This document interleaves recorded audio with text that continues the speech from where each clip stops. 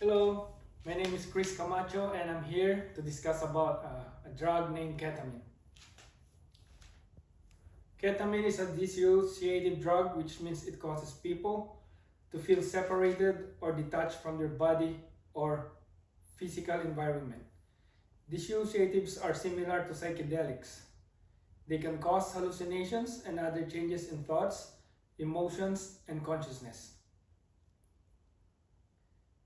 Ketamine affects everyone differently based on size, weight, health, whether the person is used to taking it, whether other drugs are taken at the same time, the amount taken, the strength of the drug.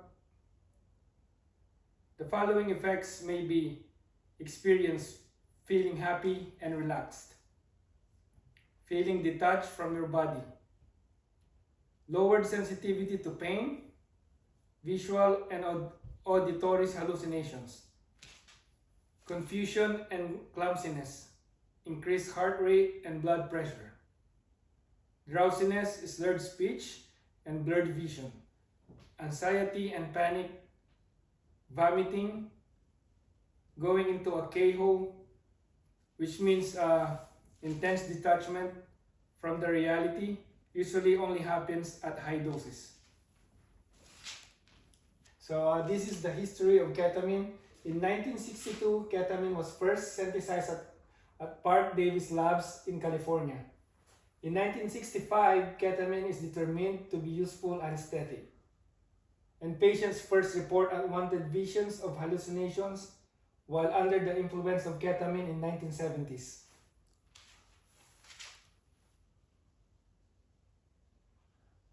Ketamine is also known with different names, street names like Ketalar, New Ecstasy, Kit Kat, and Super K.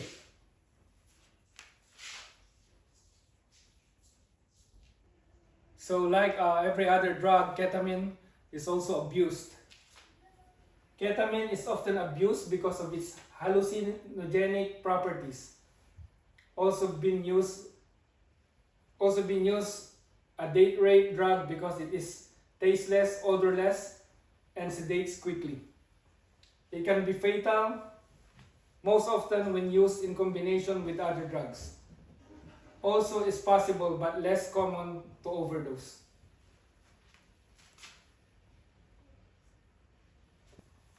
Now I'm going to talk about the mechanism of action. Glutamate is used as an excitatory amino acid neurotransmitter.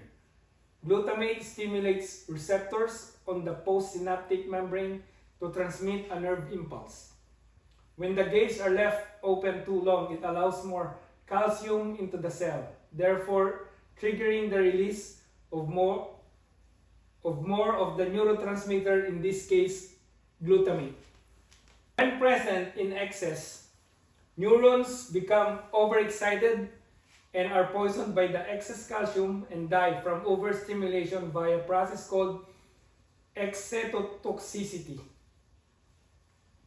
NMDA receptor antagonists such as ketamine bind to the receptor site where the glutamate would and therefore suppress central sensitization and protects the neurons from overstimulation and cell death.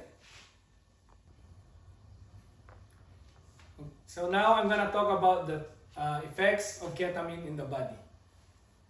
The liver is the main organ responsible for breaking down ketamine in the body. Physical effects include urinary tract damage, liver dysfunction, and neurological impairment.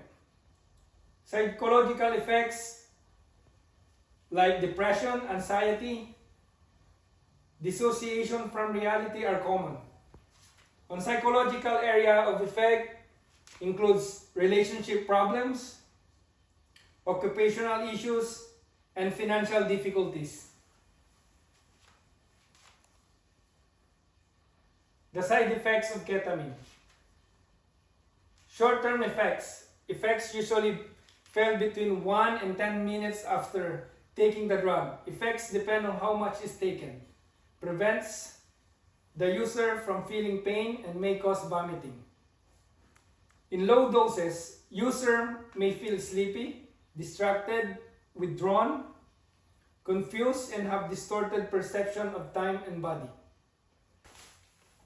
At higher doses, it slows down the beating of the heart, meaning less oxygen gets to the brain and muscles. Unconsciousness and even death may occur. Tolerance grows with regular use. Now we go to the effects of long-term ketamine abuse, which includes flashbacks, undesirable mood and personality changes, depression, consistent memory and concentration problems, psychotic symptoms that last well after the drug leaves the body, risk of irreversible effects. Ketamine drug administration includes oral intravenous, intraperitoneal, subcutaneous, intramuscular, and inhalation. Ketamine absorption and distribution. Membranes of oral cavity, gastrointestinal tract, peritoneum, skin, muscles, and lungs.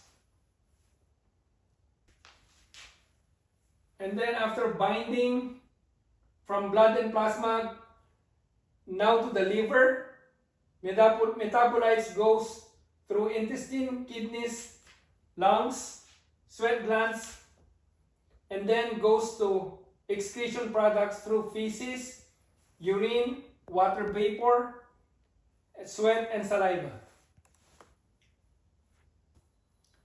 Did you know that ketamine is a potent antidepressant?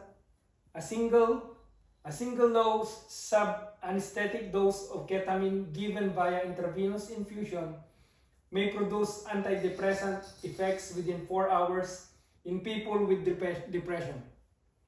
These antidepressant effects may persist for up to several weeks following a single infusion. How fast does ketamine injection work?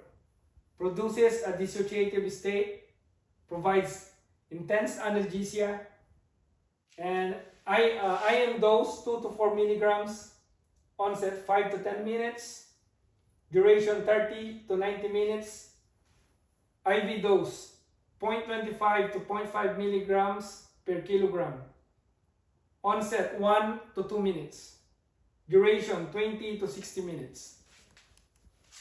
For more information about ketamine, visit www.daa.gov/site/default/files 2020-06 ketamine 2020. So again, this is Chris Camacho. Thank you for watching, and always remember, say no to drugs and stay in school.